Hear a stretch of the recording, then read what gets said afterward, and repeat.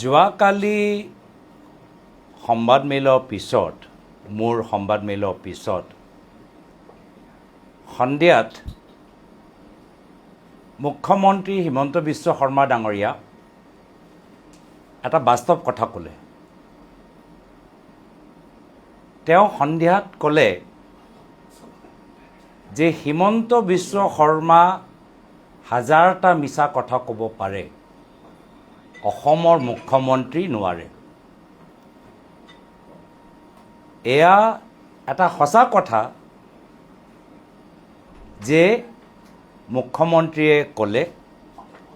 আৰু তেওঁক মই ধন্যবাদ জ্ঞাপন কৰিবলৈ বিচাৰিছোঁ, কৃতজ্ঞতা জ্ঞাপন কৰিবলৈ বিচাৰিছোঁ। যিহেতু এনেকুৱা সত্য আৰু এনেকুৱা টাইটেল বা পুৰস্কাৰ ময়ো দিব নোৱাৰিলোহেঁতেন। যিদৰে তেওঁ নিজকে পুৰস্কাৰ দিলে যে মই হাজাৰটা মিছা কথা ক'ব পাৰোঁ, এই অলংকাৰটো ময়ো দিব পৰা নাছিলোঁ। আৰু এয়া হ'ল বাস্তৱ। হয়, তেওঁ কোৱাৰ দৰে অসমৰ মুখ্যমন্ত্ৰী হ'লে বা অসমৰ মুখ্যমন্ত্ৰী চকীৰ পৰা কিবা গুৰুত্বপূৰ্ণ কথা ক'লে এটা মৰ্যাদা থাকে, এটা গাম্ভীৰ্যপূৰ্ণ কথাবোৰ কোৱাটো উচিত। কিন্তু আজি আমি কি দেখা পাইছোঁ যে হিমন্ত বিশ্ব শৰ্মা ডাঙৰীয়া খালি নিজৰ স্থিতিৰ পৰাহে কৈ আছে, মুখ্যমন্ত্ৰী চকীটোক সন্মান কৰা নাই। অসমৰ মুখ্যমন্ত্ৰী যোৱা পঞ্চায়ত নিৰ্বাচনত অসমৰ মহিলাসকলক চাকৰি লোৱা ক্ষেত্ৰত ইমান তললৈ যাব পাৰে অসমৰ মুখ্যমন্ত্ৰী কেতিয়াও ক'ব নোৱাৰে, কিন্তু হিমন্ত বিশ্ব শৰ্মা ডাঙৰীয়া পাৰে। অসমৰ মুখ্যমন্ত্ৰী কেতিয়াও আলফা চাৰধাৰ লগত কোনো সম্পৰ্ক ৰাখিব নোৱাৰে, কিন্তু হয় হিমন্ত বিশ্ব শৰ্মা ডাঙৰীয়া আলফা চাৰধাৰ লগত সম্পৰ্ক তেওঁ ৰাখিব পাৰে। আৰু সেইকাৰণে এই যে হাজাৰটা মিছা কথা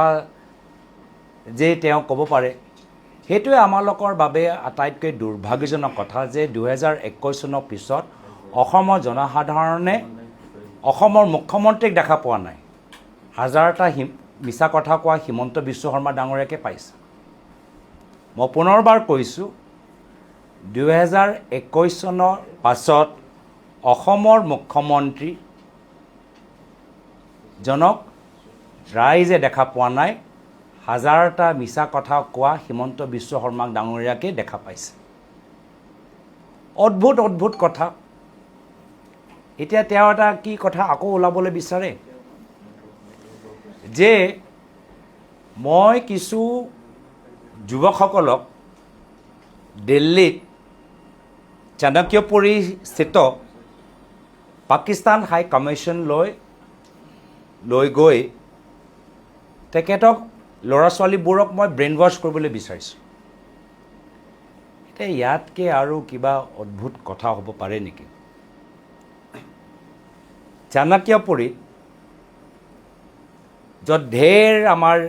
বিভিন্ন দেশৰ এম্বেচি আছে, হঠাতে এজন সাংসদ আহে, প্ৰায় 80-90টা যুৱক যুৱতীৰ লগত লৈ পাকিস্তান হাই কমিশ্যনত সোমাই হিমন্ত বিশ্ব শৰ্মা ডাঙৰীয়া দ্বাৰা যে তেওঁ ক'বলৈ বিচাৰে ব্ৰেইন ৱাছ কৰা গ'ল, আৰু আমি ওলাই গ'লোঁ। অদ্ভুত কথা।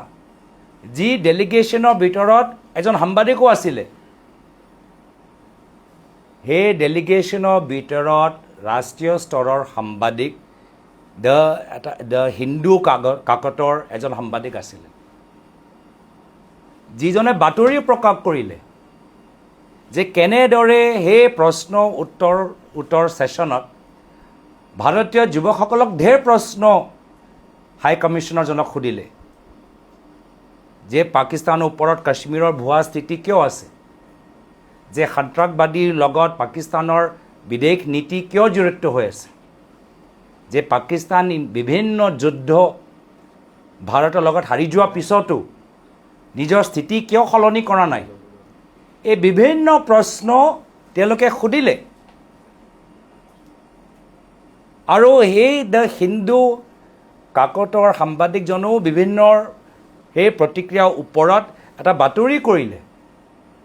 কিন্তু কথাটো কেতিয়া এইটো 2015 চনৰ কথা 2015 চনত এই ইণ্টাৰেকশ্যনটো হ'ল য'ত আমাৰ যুৱকসকলে টানকে ধৰিলে পাকিস্তান হাই কমিশ্যনাৰক বহুত কথা মোৰ ইমান মনত নাই বহুত আজিৰ পৰা 10 বছৰ আগৰ কথা কিন্তু ভালদৰে উত্তৰ দিব নোৱাৰিলে আৰু দ্য হিন্দু এটা তাত বাতৰি কৰিলে আৰু মুখ্যমন্ত্ৰীৰ মতে আমি ব্ৰেইন ৱাছ কৰি গ'লোঁ ব্ৰেইন ৱাছ কৰিবলৈ হ'লে সাংবাদিকক লৈ যায় নেকি ব্ৰেইন ৱাছ কৰিবলৈ হ'লে ৰাষ্ট্ৰীয় কাকতত বাতৰি প্ৰকাশ হয় নেকি তো অদ্ভুত ধৰণৰ কথাবোৰ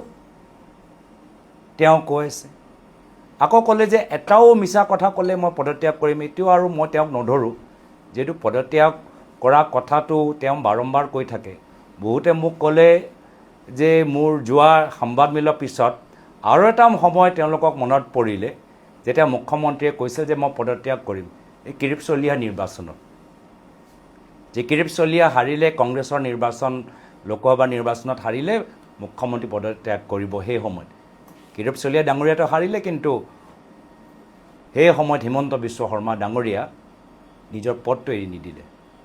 হাজাৰটা মিছা কথা সেইটোৱে তেওঁৰ স্থিতি সেইটোৱে তেওঁৰ চৰিত্ৰ ব্যক্তিত্ব আকৌ তেওঁ কি ক'লে যে মই এবাৰ ইজৰাইললৈ গৈছিলোঁ ইজৰাইলত যাওঁতে মোৰ পাছপৰ্ট হেৰুৱাই গ'ল আৰু সেইকাৰণে বহুত গুৰুত্বপূৰ্ণ তথ্য তেওঁলোকৰ হাতত নাই এইখিনি কথা তেওঁ কৈছিল অলপ দিন আগতেই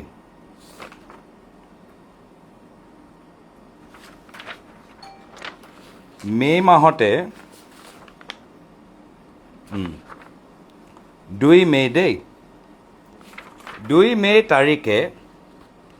তেওঁ কি কৈছিলে এণ্ড মই হিমন্ত বিশ্ব শৰ্মা ডাঙৰীয়াৰ কথা কোট কৰিছোঁ and he must have visited many times also but he has reported to Israel embassy in one of his visits that I have lost my passport so had that passport would have been available then the story would have been more I mean it would have been something else but we lost that critical evidence মুখ্যমন্ত্ৰী মহোদয় সেই পাছপৰ্টটো হেৰুৱাটো হয় সঁচা কিন্তু মই যে ক'লোঁ ইমান যে মছলা লগাই দিয়ে অলপ দিন কাৰণে সেই পাছপৰ্টটো মই হেৰুৱাইছিলোঁ পিছত পালোঁ আৰু সেই পাছপৰ্টৰ কপিটো ভাৰত চৰকাৰত মই জমা দিলোঁ ভাৰত চৰকাৰৰ ওচৰতে সেই পাছপৰ্টটো আছে তো ক'ৰ পৰা আপোনালোকে দেখা পাইছে কিমান ডেছপাৰেট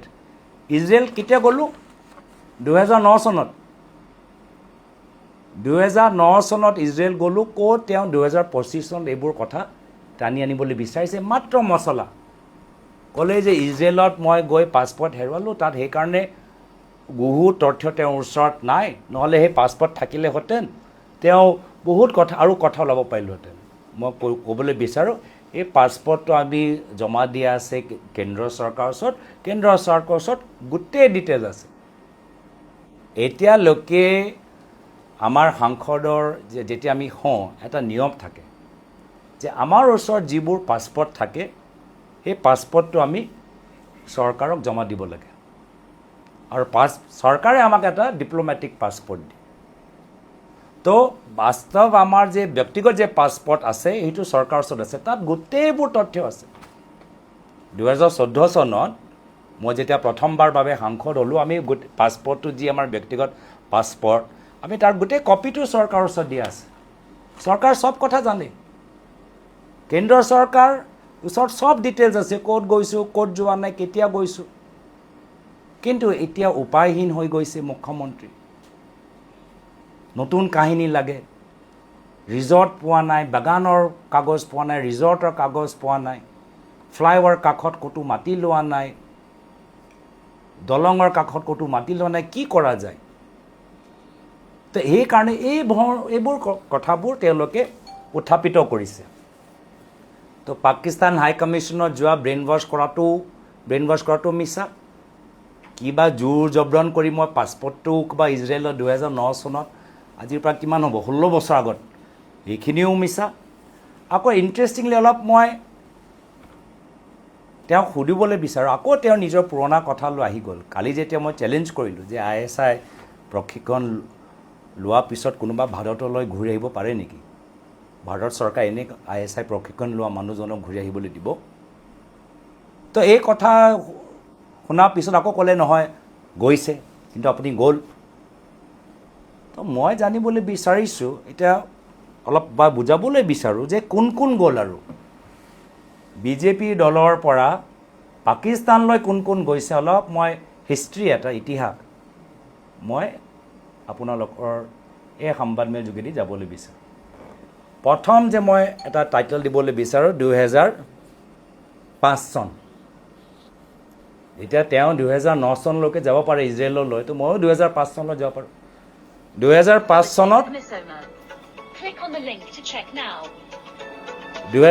চনত আডবাণী গৈছিলে। আৰু তাত জিন্না মাজাৰত গৈ আহিলে। জিন্না মাজাৰত গৈ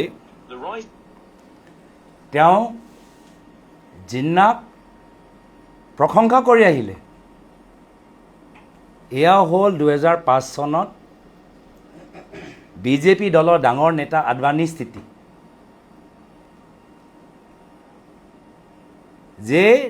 জিন্নাক তেওঁ প্ৰশংসা কৰি আহিলে মাজাৰত গৈ, এটা চাদৰ এটা তাত দি প্ৰশংসা কৰি আহিলে। তাৰপিছত এবাৰ যশৱন্ত সিং ডাঙৰীয়া আৰু আনজন বিজেপি দলৰ ডাঙৰ নেতা, তেওঁতো কিতাপে ওলাই দিলে জিন্নাৰ ওপৰত। তেওঁ জিন্নাৰ ওপৰত যিজন যশৱন্ত সিং এটা সময়ত বিজেপি চৰকাৰ, বাজপেয়ী চৰকাৰ থকা সময়ত বিদেশ মন্ত্ৰী আছিল, আৰু নিশ্চয় আপোনালোকক মনত আছে যেতিয়া এই হাইজেক হৈছিলে তেতিয়া তেওঁহে গোটেইবোৰ সেই পাকিস্তানৰ সন্ত্ৰাসবাদী তেওঁ নিজে জীপত বহি তেওঁ লৈ গৈছিলে। সেই যশৱন্ত সিং ডাঙৰীয়াই, এতিয়া তেওঁ আমাৰ মাজত নাই, কিন্তু তেওঁ কিতাপ প্ৰকাশ কৰিছিলে জিন্নাৰ ওপৰত। 2014 চন, তাৰিখবোৰ মন কৰি থাকিব যে মই তাৰিখৰ চন কৈ আছোঁ। মুখ্যমন্ত্ৰী এতিয়ালৈকে একো চন তাৰিখ দিয়া নাই, মই দি আছোঁ দেই। 2014 চনতো সকলোৱে জানে যে নৱাজ শ্বৰীফ যেতিয়া প্ৰধানমন্ত্ৰী মোদী ডাঙৰীয়া প্ৰথমবাৰ বাবে প্ৰধানমন্ত্ৰী হ'ল, তেতিয়া প্ৰধানমন্ত্ৰী মোদী ডাঙৰীয়া সেই সময়ত পাকিস্তানৰ প্ৰধানমন্ত্ৰী নৱাজ শ্বৰীফক নিমন্ত্ৰণ জনালে। মুখ্যমন্ত্ৰী হিমন্ত বিশ্ব শৰ্মা ডাঙৰীয়া কৈ থাকে নিমন্ত্ৰণ। মোৰ ক্ষেত্ৰতো কোনো মন্ত্ৰী বিভাগৰ পৰাতো নিমন্ত্ৰণ অহাই নাই, কিন্তু নৱাজ শ্বৰীফ ডাঙৰীয়াক মোদী ডাঙৰীয়াই 2014 চনত নিজৰ শপত গ্ৰহণ সমাৰোহত নিমন্ত্ৰণ জনাইছিল, আৰু নৱাজ শ্বৰীফ ডাঙৰীয়া আহিছিল। আৰু মই কিছু ইতিহাস ক'বলৈ বিচাৰোঁ যে 2014 চনত RSSৰ লগত সম্পৰ্ক থকা ডাঙৰ এটা থিংক টেংক আছে। এই থিংক টেংকটো হ'ল বিবেকানন্দ ইণ্টাৰনেশ্যনেল ফাউণ্ডেশ্যন। এইটো RSSৰ এছ'চিয়েটেড এটা থিংক টেংক আপুনি ক'ব পাৰে। তাত বহুত মানে ডাঙৰ চৰকাৰৰ পাৰ্চনেলিটি তাত জড়িত হৈ আছে। তাৰ পৰা ওলাই তেওঁলোকে চৰকাৰত যোগদান কৰিছে। আনকৈ এটা সময়ত প্ৰাইম মিনিষ্টাৰ কাৰ্যালয়ত কাম কৰা নৃপেন্দ্ৰ মিশ্ৰা, তেওঁ সেই বিবেকানন্দ ইণ্টাৰনেশ্যনেল ফাউণ্ডেশ্যনৰ লগত সম্পৰ্ক থকা ব্যক্তি। তো ইমান মানে শক্তিশালী, প্ৰভাৱশালী এটা ফাউণ্ডেশ্যন। 2014 চনত কৈছোঁ দেই। 2014 চনত সেই ফাউণ্ডেশ্যনৰ এজন মানে জ্যেষ্ঠ এজন ব্যক্তি ৱেদ মালিক পাকিস্তানলৈ গ'ল, আৰু পাকিস্তানত গৈ কাক লগ পালে?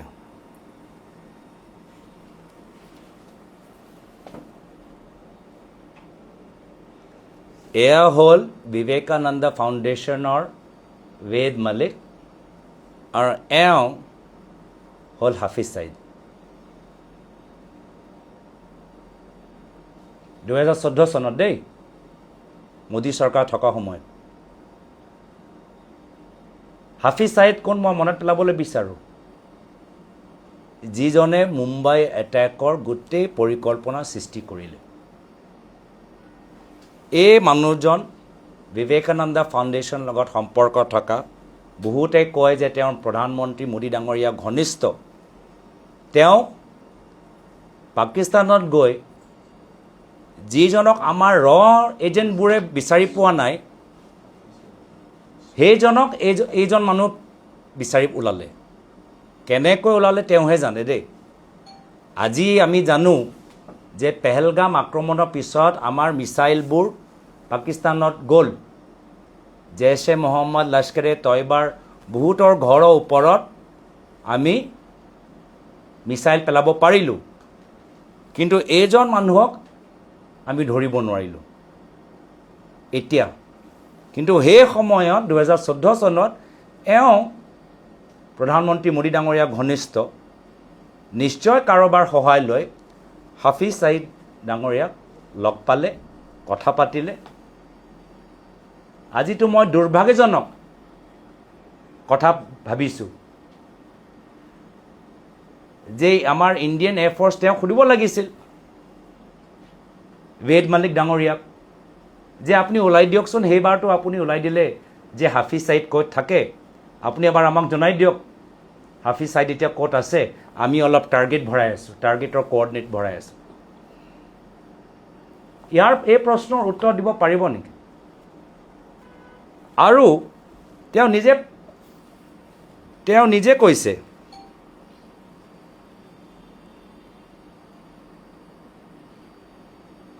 যে তেওঁ কি কথা পাতিলে, হাফিজ ছাইদ লগত কি কথা পাতিলে, যে যদি প্ৰধানমন্ত্ৰী মোদী পাকিস্তানলৈ যায় আপোনাৰ কিবা আপত্তি আছে নেকি? এইবোৰ চব মোকতো জানেই, মই অধ্যয়ন কৰি কথাবোৰ কওঁ। মই মুখ্যমন্ত্ৰীৰ দৰে হাজাৰটা মিছা কথা ক'ব নোৱাৰোঁ, এটা দুটা ক'ব পাৰোঁ, তেওঁ হাজাৰটা ক'ব পাৰে দেই। তো মইতো চব কথাবোৰ অধ্যয়ন কৰি তথ্যকাৰে সাংবাদিকসকলক সন্মান কৰি, ৰাইজক সন্মান কৰি, ছ'চিয়েল মিডিয়াত চব পাই জানোৱে। তো তাত তেওঁ এইটো কথাটো সুধিলে 2014 চনত, যে পাকিস্তানলৈ প্ৰধানমন্ত্ৰী মোদী ডাঙৰীয়া গ'লে হাফিজ ছাইদৰ কিবা আপত্তি আছে নেকি? আৰু এই বাতৰিৰ দৰে যি বাতৰি টাইমছ অফ ইণ্ডিয়াত ওলাইছে, হাফিজ ছাইদে কৈছে মোৰ আপত্তি নাই। আৰু তাৰপিছত 2015 চনত কি হয়? 2014 চনত তেওঁ লগ পালে। 15 চনত কি হয়?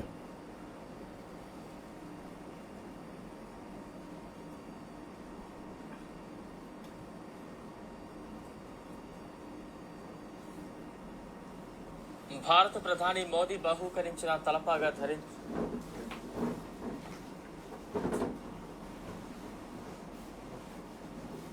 मुलाकात और बातचीत के बाद प्रधानमंत्री मोदी वहां से रवाना हो गए हैं। प्रधानमंत्री आज ही स्वदेश लौट आएंगे।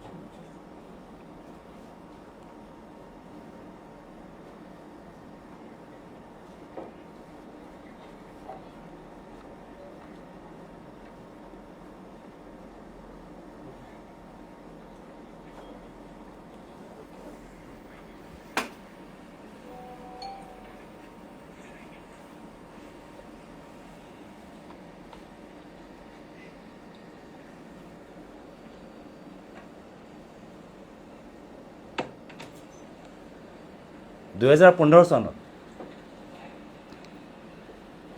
মোদী ডাঙৰীয়াই সেই সময়ত আফগানিস্তানলৈ গৈছিলে। পাকিস্তানলৈ যোৱা কোনো পদক্ষেপ নাছিল। আফগানিস্তানৰ পৰা উভতি আহোঁতে তেওঁ হঠাতে টুইট কৰিলে, মই এটা ছাৰপ্ৰাইজ ভিজিট পাকিস্তানলৈ, प्रधानमंत्री नरेंद्र मोदी ने की लाहौर ছাৰপ্ৰাইজ ভিজিট মই লাহোৰ লৈ দিবলৈ বিচাৰোঁ। কিয়? নৱাজ শ্বৰীফৰ বাৰ্থডে। আৰু তেওঁৰ নাতিনীৰ কিবা বিয়া অলপ দিনৰ পিছত হোৱা কথা আছে নৱাজ শ্বৰীফক ইমান ভাল দে ইমান ঘনিষ্ঠ নৱাজ শ্বৰীফক হেপী বাৰ্থডে ক'বলৈ অকস্মাতভাৱে প্ৰধানমন্ত্ৰী মোদী ডাঙৰীয়া লাহোৰত নামিলে বিৰিয়ানী খালে নে কি খালে মই নাজানো মোক মতেতো বিৰিয়ানী অলপ খালে কিয় কৈছোঁ যে যি বছৰত মোদী ডাঙৰীয়া হেপী বাৰ্থডে ক'বলৈ নৱাজ শ্বৰীফ ঘৰলৈ গ'ল সেই একে বছৰত আমাৰ যুৱকসকলক আৰু আমি পাকিস্তান হাই কমিশ্যনৰ লগত আমি কুৱেশ্যন আনচাৰ কৰাই আছিলোঁ তো আমাৰ যোৱাটো ভুল অপৰাধ আৰু মোদী ডাঙৰীয়া যোৱাটো বিৰিয়ানী ডিপ্ল'মেচি একে বছৰত দেই 2015 চনত আমি গ'লোঁ যেতিয়া 2014 চনত তেওঁক নিমন্ত্ৰণ শপত গ্ৰহণ লৈ নিমন্ত্ৰণ জনালে মোদী ডাঙৰীয়া এই 15 চনত তেওঁ নিজে গ'ল বাৰ্থডে ক'বলৈ সেই 15 চনতে আমিও গ'লোঁ আৰু গোটেই কথাবোৰ প্ৰকাশিত কিন্তু মুখ্যমন্ত্ৰী মহোদয়লৈ সঁচা কথালৈ কি সম্পৰ্ক তেওঁতো হাজাৰটা মিছা কথা কোৱা ব্যক্তি তেওঁতো বি গ্ৰেড চিনেমা বনাই আছেতো এতিয়া আৰু চিনেমাত আৰুতো সঁচা মিছা নহয় তেওঁতো চিনেমা এটা স্ক্ৰিপ্ট বনাই আছে আকৌ 2016 চনত তেওঁ পাকিস্তানৰ লগত ইমান তেওঁলোকৰ চৰকাৰ এটা ভাল এটা সম্পৰ্ক ক'বলৈ বিচাৰে 2016 চনত আকৌ চাব দেই মই প্ৰত্যেক ক্ষেত্ৰত চনটো কৈ আছোঁ তেওঁ এতিয়ালৈকে তাৰিখটো দিয়া নাই মই চন মাহ চব কৈ আছোঁ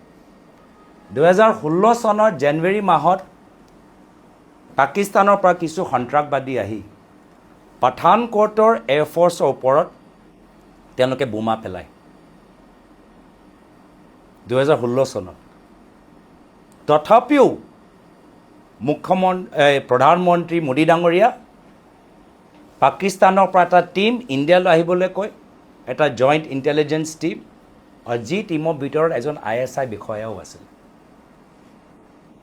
এয়া হ'ল বিজেপি চৰকাৰ প্ৰধানমন্ত্ৰী মোদী ডাঙৰীয়াৰ নীতি 2014 চনত 2015 চনত 2016 চনত ISIক নিমন্ত্ৰণ জনাইছে ডক্টৰ মনমোহন সিং তেওঁতো ঘৰে পাকিস্তানত আছিলে 10 বছৰ প্ৰধানমন্ত্ৰী এবাৰো তেওঁ পাকিস্তানলৈ নগ'ল 10 বছৰ প্ৰধানমন্ত্ৰী আছিল তেওঁ ক'ব পাৰে কি মই নিজৰ ঘৰটো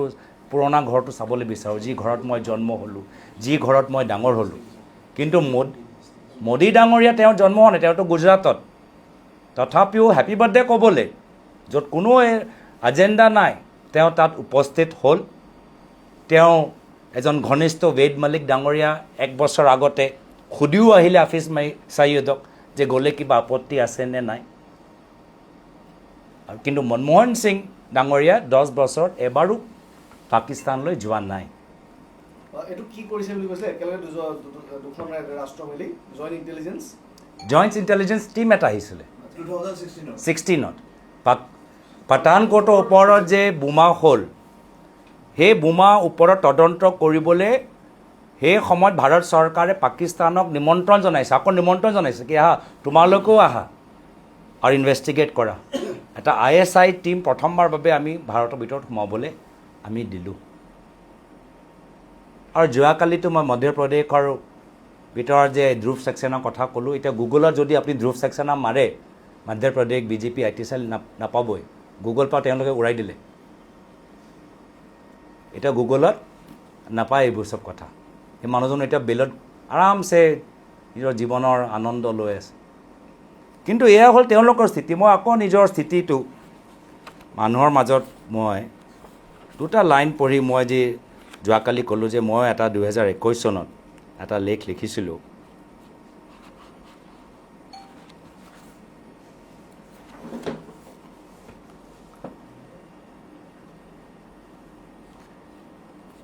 Realistically, it is unlikely that Pakistan will take any concrete steps towards eliminating the intelligence military terrorist complex that exists within its own country. Therefore, it is necessary for India to defend itself from Pakistan's belligerence. তাৰ মানে মই কৈছোঁ মোৰ পাকিস্তানৰ নেতৃত্বৰ ওপৰত বিশ্বাসে নাই যে তেওঁলোকে নিজৰ সন্ত্ৰাসবাদী ওপৰত নিৰ্ভৰ থকা নীতি তেওঁলোকে এৰিব পাৰিব যেহেতু সন্ত্ৰাসবাদী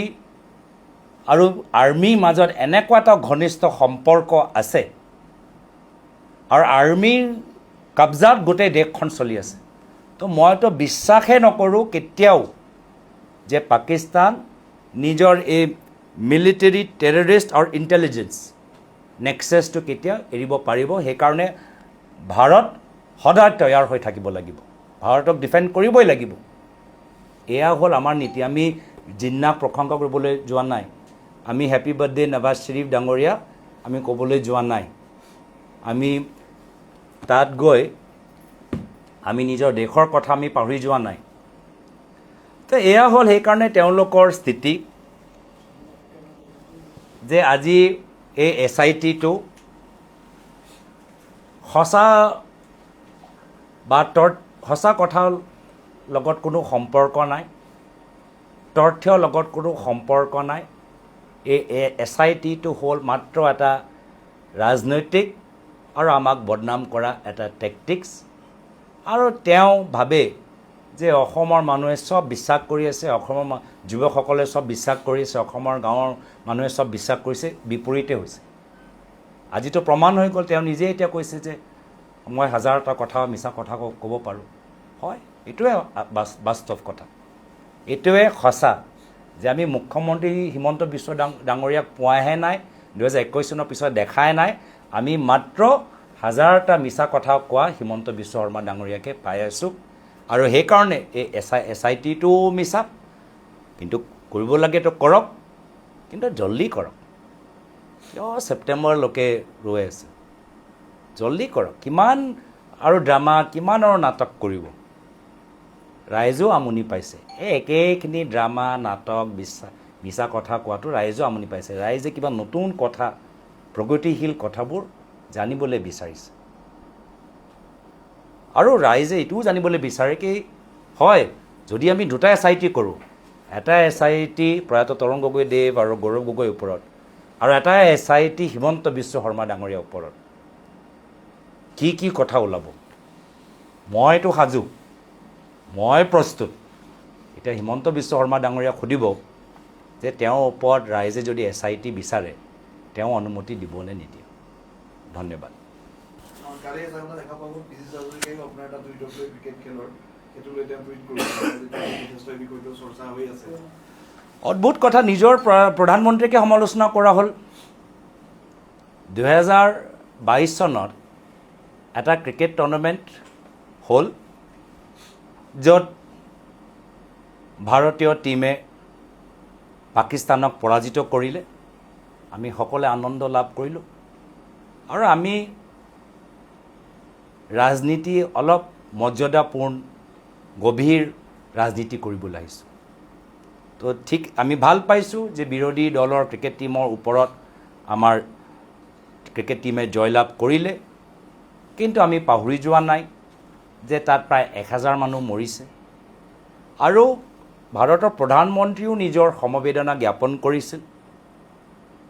আৰু ভাৰত চৰকাৰো সেই সময়ত পাকিস্তানলৈ ৰিলিফ মেটেৰিয়েল পঠাবলৈ এটা প্ৰস্তাৱ দিছিল তো এয়া হ'ল তেওঁলোকৰ মই ভাবিছোঁ লাহে মানে এটা নাও যেতিয়া ডুবিবলৈ আৰম্ভ কৰে চাৰিওফালে যে হাত মাৰিবলৈ হয় হাত ভৰি যিয়ে পায় মানে কেনেকৈ নিজৰ ডুবি থকা নাওটো এই যে বেলুনটো এই যে SIT গৌৰৱ গগৈ পাকিস্তান বেলুনটো লাহে ফুচ হৈ গৈ আছে এটা কেনেকৈ আপত কি বেণ্ডেড লগাওঁ মানে সেইটোৱে তেওঁলোকৰ চেষ্টা সেই হিচাপে মই ধৰোঁ বেড মালিক বোলা যাৰ কথা আপুনি ক'লে তেওঁ এতিয়া বেড মালিক তেওঁ এতিয়াও জীয়াই আছে নে সেইটো মই আমি যিমান গম পাইছোঁ 2015ত তেওঁ গ'লহে মোৰ মতে হোৱা নাই অলপ দিন আগতে হৈছে পায় কেনেকৈ 15ত হোৱা নাই 15ত তেওঁ গৈছে আৰু তেওঁ অলপ দিন আগতেই এটা ইণ্টাৰভিউ প্ৰকাশ কৰিছিলে নহয় মই Vivekananda foundation chief of army ষ্টাফৰ চেহেৰাটো চালে আপুনি গম পাই যাব ন চিফ অফ আৰ্মি ষ্টাফ লোক ক'ৰ পৰা আপুনি আকৌ কনফিউজ নকৰিব ৰাইজক আকৌ দেই আকৌ মই একদম মানে গোটেই কথাটো ইমান সুন্দৰকৈ বুজালোঁ দেখালোঁ তাৰপিছত আকৌ আপুনি চিফ অফ আৰ্মি ষ্টাফ লগত আকৌ মোক মানে এনেকৈ মানে বিপদত পেলাবলৈ বিচাৰিছে হে সেইটো বেদ প্ৰকাশ মালিক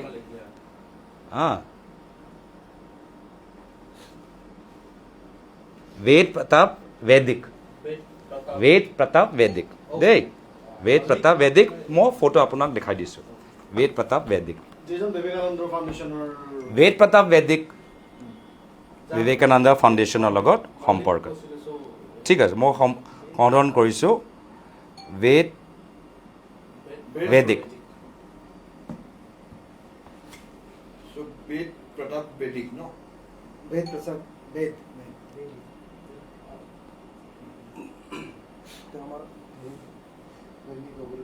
Vivekananda Foundation or some Ved Pratap Vedic. वैदिक वैदिक वेद प्रताप वैदिक কিন্তু হয় তেওঁ মই এতিয়া তেওঁ গুগল মাৰিছোঁ 2023 চনত তেওঁ 2023 চনত চ' মই যিখিনি কথা এই বৰ্তমান পেহেলগামৰ সম্পৰ্কত মই ক'লোঁ মই ইমান নাজানো কিন্তু মই আগৰ কথাই আমাক মনত আছে কিন্তু নিশ্চয় তেওঁৰ যি সূত্ৰৰ যোগেদি সেই সময়ত হাফিজ সঈদক লগ পালে নিশ্চয় সেই সূত্ৰৰ সুবিধা লৈ আমাৰ চৰকাৰ বৰ্তমানৰ সময়ত পেহেলগাম এটাকৰ পিছত যে মিছাইল এটেক কৰিলে নিশ্চয় আমি ভাল টাৰ্গেটিং ক'ব পাৰিলোহেঁতেন কিন্তু তেওঁ অপৰাধী নকলে দেই তেওঁ অপৰাধী নহয় তেওঁৰ ওপৰত তদন্ত নহ'ল তেওঁক কোনো পুলিচে মাতি নুসুধিলে যে তুমি কেনেকৈ ওলালা অপৰাধী দেশদ্ৰোহী এইবোৰ চব কংগ্ৰেছে তেওঁতো প্ৰধানমন্ত্ৰী ঘনিষ্ঠ আছিল দেখিছে এইটো আদবানী তাত গৈ প্ৰসংগ কৰি আহিলে মাজাৰত গৈ এই বেদিক ডাঙৰীয়া প্ৰয়াত বেদিক ডাঙৰীয়া 2014 চনত লগ পাইলে 2023 চনলৈকে যেতিয়ালৈকেতো মই সাংসদ আছোঁ তেওঁৰ ওপৰত কোনো একশ্যন লোৱা হোৱা নাছিল এইখিনি হ'ল ভাল মানুহ বিজেপিও গৈছে চাওক এই গোটেই কামটোৱে যেতিয়া হিমন্ত বিশ্ব শৰ্মা ডাঙৰীয়া কৰিছে এই ৰাজনীতি যেতিয়া হিমন্ত বিশ্ব শৰ্মা ডাঙৰীয়া কৰিছে হিমন্ত বিশ্ব শৰ্মা ডাঙৰীয়াৰ বেলেগ কংগ্ৰেছৰ নেতাৰ লগত কি কৰিবলগীয়া আছে তেওঁতে যোৱা 13 বছৰৰ পৰা মইতো কৈছোঁৱে সৰু ল'ৰা যুৱক যুৱৰাজ পৰা মইতো ভালে পাইছোঁ এতিয়া মোৰ প্ৰমোশ্যন হৈ গ'ল এতিয়া সৰু ল'ৰা বাচ্চা পৰা পাকিস্তানী এজেণ্ট হৈ গ'লোঁ এতিয়া মই আগতেতো তেওঁ নাম ল'বলৈও টান পায় যিয়ে হওক কিন্তু তেওঁ যে বাস্তৱ মনৰ স্থিতি আমি গম পাইছোঁ এতিয়া সাংবাদিকসকলৰ যেতিয়া প্ৰশ্ন যেতিয়া সোধে যে আপুনি কিমানবাৰ বাংলাদেশলৈ গৈ ইমান টান কিয় পায় বাংলাদেশ শুনিলেই তেওঁ টান পায় এতিয়া তেওঁ যোৱাকালি ক'লে বাংলাদেশ যোৱাটো অপৰাধ এই হ'ল তেওঁলোকৰ যুক্তি আমি কি কৰোঁ সেইকাৰণে কৈছোঁ এই SITটো কৰক এইটো ছেপ্টেম্বৰটো কিমান আৰু টানিব মিছা এই ড্ৰামা নাটক আৰু ছেপ্টেম্বৰটো মানে যিমান আপুনি আৰু টানিব সিমানে মানুহ আৰু খঙাল হ'ব যে মূল্যৱান সময়